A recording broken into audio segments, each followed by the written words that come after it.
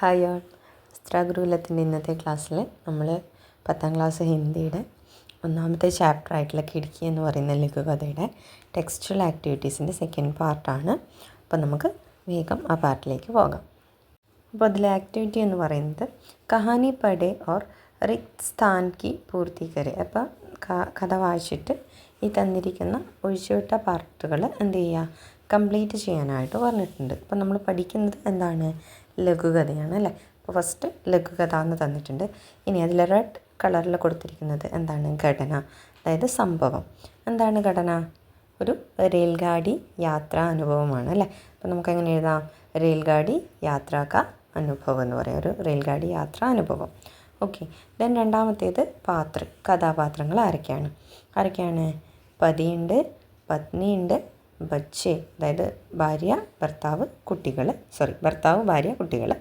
അതുകൂടാണ്ട് എന്താണ്, സാമാൻ ബേച്ച്നെ വാലി ഔറത്ത് അല്ലെങ്കിൽ സാമാൻ ബേച്ച്നെ വാലി യുവതി, സാധനം വിൽക്കാൻ വന്ന ഒരു യുവതിയുമാണ് ഈ കഥയിലെ കഥാപാത്രങ്ങളെന്ന് പറയുന്നത്. ഓക്കെ. സ്ഥലം എവിടെയാണ്? റെയിൽഗാഡിക്ക് അന്തറാണ്. ഓക്കെ. അപ്പോൾ റെയിൽഗാഡിയുടെ അകത്ത് വെച്ചാണ് ഈ സംഭവങ്ങളൊക്കെ നടക്കുന്നത്. ഓക്കെ. അപ്പോൾ നമ്മുടെ രണ്ടാമത്തെ ആക്ടിവിറ്റി നോക്കാം. നമൂനയ്ക്ക് അനുസാർ വാക്യോं को बदल कर लिखिए. അതായത് തന്നിരിക്കുന്ന എക്സാമ്പിൾ അനുസരിച്ച് വാക്യങ്ങളെ മാറ്റി എഴുതാനാണ് പറഞ്ഞിട്ടുള്ളത്. ഓക്കെ. അപ്പോൾ ഒന്നാമത്തെ കോളത്തിൽ നോക്കാം, ഷാദി കാ ബുലാവ ആയ. രണ്ടാമത്തെ കോളത്തിലേക്ക് അതെങ്ങനെ മാറ്റി എഴുതി? ഷാദി കാ ബുലാവ ആയ ഥ, അതായത് വിവാഹക്ഷണം വന്നു എന്ന് പറഞ്ഞു. രണ്ടാമത്തേത് എങ്ങനെയായി? വിവാഹക്ഷണം വന്നിരുന്നു എന്നായിട്ട് മാറി. ഓക്കെ. അപ്പോൾ അതേപോലെ രണ്ടാമത്തേത് നമുക്ക് ബാക്കിയുള്ളത് അതേപോലെ മാറ്റി എഴുതാൻ നോക്കാം. പത്നി ബാത്തോമേ മഷ്ഗൂൽ ഹോ ഗയി. അപ്പോൾ ഭാര്യ സംസാരത്തിൽ മുഴുകിയിരുന്നു. അപ്പോൾ രണ്ടാമത്തേത് എങ്ങനെ മാറ്റി എഴുതി? പത്നി ബാത്തോമേ മഷ്ഗൂൽ ഹോ ഗയി തീ, മുഴുകിയിരുന്നിരുന്നു. ഓക്കെ.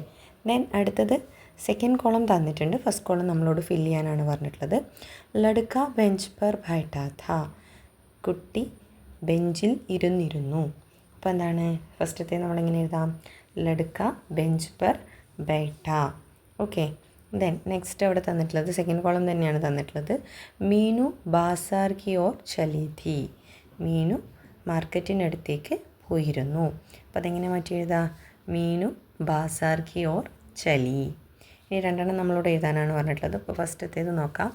സർദി ദസ്തക് ദേനെ ലഗി. അപ്പം അത് ടെക്സ്റ്റിലുള്ളത് തന്നെയാണ് കേട്ടോ. സർദി ദസ്തക് ദേനെ ലഗി. അതെങ്ങനെ മാറ്റി എഴുതാം നമുക്ക്? സർദി ദസ്തക് ദേനെ ലഗി ഥി എന്ന് മാറ്റി എഴുതാം. പിന്നെ യുവതി ഷാലോ കാ ഘട്ടർ ഉഡായ. അപ്പോൾ അതെങ്ങനെ മാറ്റി എഴുതാം? യുവതി ഷാലോ കാ ഘട്ടർ ഉഡായ ഥ എന്ന് മാറ്റി എഴുതാം. ഓക്കെ. അപ്പോൾ നെക്സ്റ്റ് ആക്ടിവിറ്റി നോക്കാം. റെയിൽഗാഡി കെ അനുഭവനെ പതി കോ അപ്നെ പിതാ കാ യാദ് ദിലായി. അതായത് എന്താണ്, റെയിൽഗാഡിയിലുള്ള അനുഭവം, ട്രെയിനിലുണ്ടായ അനുഭവം എന്താണ്, പതിയെ സ്വന്തം അച്ഛനെ കുറിച്ചുള്ള ഓർമ്മകളിലേക്ക് കൊണ്ടുപോയി അല്ലേ. അപ്പോൾ ഉസ്കി ഡയറിയിലേക്ക്, അപ്പോൾ അന്നത്തെ അദ്ദേഹത്തിൻ്റെ ഡയറി എഴുതാനാണ് പറഞ്ഞിട്ടുള്ളത്. ഓക്കെ. അപ്പോൾ നമുക്ക് നോക്കാം.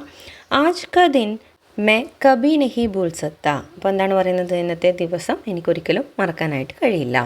ആജ് തക് മേ കബി നഹി സോച്ചാ ഥാ ഏക് റെയിൽഗാഡി യാത്ര ഇത്നാ യാദ്ഗാർ ഹോഗി. അതായത് ഇന്ന് വരെ ഞാൻ ഒരിക്കലും കരുതിയിരുന്നില്ല എന്ത്, ഒരു ട്രെയിൻ യാത്ര ഇത്രയും ഓർമ്മപ്പെടുത്തലുകൾ, അതായത് ഇത്രയും ഓർമ്മപ്പെടുത്തുന്ന അല്ലെങ്കിൽ ഇത്രയും ഓർമ്മിക്കാൻ വകയുള്ള ഒരു സംഭവമായി മാറുമെന്ന് ഞാൻ ഒരിക്കലും വിചാരിച്ചിട്ടുണ്ടായിരുന്നില്ല.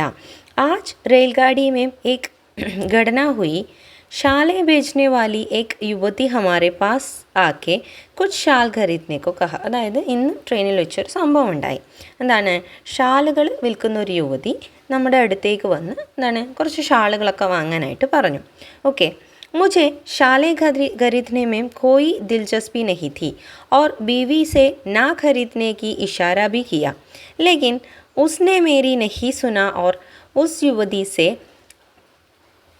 സൗദാ കർണേ ലഗ. അതായത് എന്താണ്, മുझे ഷാലെ ഖരീദ്നെ മേ കോയി ദിൽചസ്പി നഹി ഥി. അതായത് എനിക്ക് ഷാളുകൾ വാങ്ങാനായിട്ട് ഒരു താല്പര്യവും ഇല്ലായിരുന്നു. ഓക്കെ. ഓർ ബീവി സെ നാ ഖരീദ്നേക്ക് ഇഷാര ബി കിയ. അതായത് എന്താണ്, ഭാര്യയോട് ഇത് വാങ്ങാതിരിക്കാനുള്ള ഇഷാര, അതായത് എന്താണ്, ആംഗ്യമൊക്കെ ഞാൻ കാണിച്ചിരുന്നു. ഓക്കെ. പക്ഷെ ബീവി എന്താണ്, ഇതൊന്നും കേൾക്കാൻ തയ്യാറാവാതെ എന്താണ്, ആ സ്ത്രീയോട് വിലപേശാനായിട്ട് തുടങ്ങി. ओके. 2800 को बेचते हुए शालों को बीवी पहले 100 रुपये को देने को कहा. അതായത് എന്താണ് 2800 അതായത് 250 രൂപയ്ക്ക് വിറ്റുകൊണ്ടിരുന്ന ഷാളിനെ ഭാര്യ ചോദിച്ച വില എത്രയാണ്? 100 രൂപയാണ്. ഓക്കെ. फिर युवती पत्नी से 200 कहा. आखिर 250 पर शालें खरीद लिया. तो उस युवती के चेहरे पर एक सुपरिचित निराशा मैंने देखी. അതായത് എന്താണ്? ആദ്യം യുവതി 250 പറഞ്ഞു, ഭാര്യ 100 രൂപ പറഞ്ഞു. അതിനുശേഷം എന്താണ്? പിന്നീട് യുവതി 200 രൂപ പറഞ്ഞു. അവസാനം രണ്ടിനും ഇടയിൽ 150 രൂപയ്ക്ക് ഷാളുകൾ വിൽക്കാനായിട്ട് തീരുമാനിക്കുകയും അതായത് വാങ്ങുകയും ചെയ്തു. ഓക്കെ. അങ്ങനെ വാങ്ങിയ സമയത്ത് ആ സ്ത്രീ, അതായത് ഷാളുകൾ വിറ്റ സ്ത്രീയുടെ മുഖത്ത് പതിക്ക് പരിചിതമായിട്ടുള്ള ഒരു നിരാശ എന്തുണ്ടായിരുന്നു? കാണുന്നുണ്ടായിരുന്നു. അപ്പോൾ അതിൻ്റെ ബാക്കി ജോ മേ മേരി പിതാ കി ആँखों में കഹി ബാർ ദേഖാ ഹേ. അതായത് എന്താണ്? ഒരു നിരാശ, സുപരിചിതമായൊരു നിരാശ ആ സ്ത്രീയുടെ മുഖത്ത് കണ്ടിരുന്നു. അതായത് എന്ത് തരം നിരാശയാണ്? സ്വന്തം പിതാവിൻ്റെ മുഖത്ത് പല തവണയായിട്ട് കണ്ടിട്ടുള്ള ഒരു നിരാശ അന്ന് ആ സ്ത്രീയുടെ, അതായത് ഇന്നലെ ആ സ്ത്രീയുടെ മുഖത്ത് ഞാൻ കണ്ടു എന്നാണ് പറയുന്നത്. ഓക്കെ.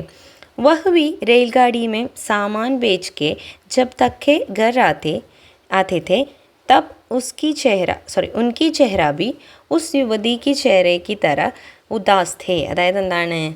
അതായത് പതിയുടെ അച്ഛൻ, അതായത് ഇവിടെ സ്വന്തം അച്ഛനായിട്ടാണ് പറയുന്നത്, കാരണം ഈ ഡയറി എഴുതുന്നത് പതിയാണല്ലോ. അപ്പോൾ പതിയുടെ അച്ഛൻ എന്താണ്? ട്രെയിനിൽ സാധനങ്ങളൊക്കെ വിൽക്കുന്ന ആളായിരുന്നു. അപ്പോൾ അദ്ദേഹം വൈകിട്ട് സാധനങ്ങളൊക്കെ വിറ്റ് വീട്ടിലേക്ക് വരുന്ന സമയത്ത് എപ്പോഴും അദ്ദേഹത്തിൻ്റെ മുഖത്തുണ്ടായിരുന്ന ഭാവം എന്ന് പറയുന്നത് എന്താണ്?